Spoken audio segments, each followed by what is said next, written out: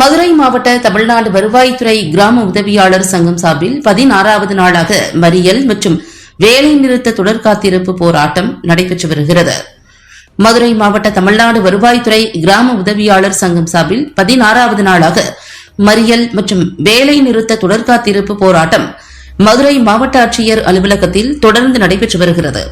மாவட்ட தலைவர் சாக்ரடிஸ் தலைமையில் நடைபெற்று வரும் இப்போராட்டத்தில் மாநில துணைத் தலைவர் மாரியப்பன், மாநில துணை செயலாளர் வளர்மதி உள்ளிட்டோர் சிறப்புரை நிகழ்த்தினர்.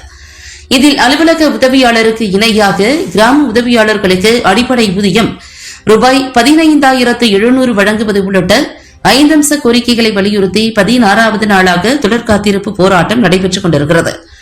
இதில் கிராம உதவியாளர் சங்கத்தைச் சேர்ந்த அனைத்து உறுப்பினர்களும் கலந்து கொண்டு அரசுக்கு எதிரான தங்களது எதிர்ப்பை தெரிவித்தனர். முதல்வர்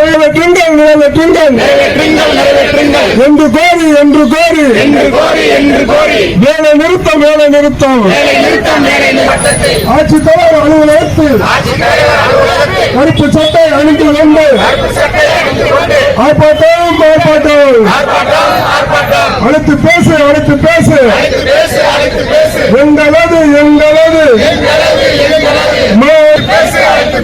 அழைத்து பேச மறுப்பாயானால் போராட்டங்கள் தீவிரமாக தமிழக அரசு புரிஞ்சுக்கோ புரிஞ்சு போக்கை மாற்றிக்கோ தமிழக அரசு எங்களது போராட்டங்கள் நிச்சயமாக ஆட்சிதான் மாற்றியமைக்கும் எச்சரிக்கை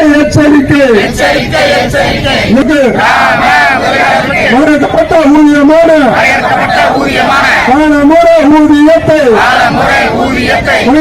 வழங்கிட வேண்டும் என்று கோரி 16 நாள்